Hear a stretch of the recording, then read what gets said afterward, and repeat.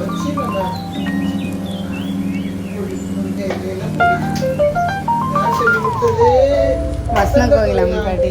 வசந்த கோகிலா என் friend. ஆமாம், முருங்கைப்பூ பொடி. இங்கே கொஞ்சம் முருங்கையில கொஞ்சம் காய வைப்பா சுப்பிரமணி.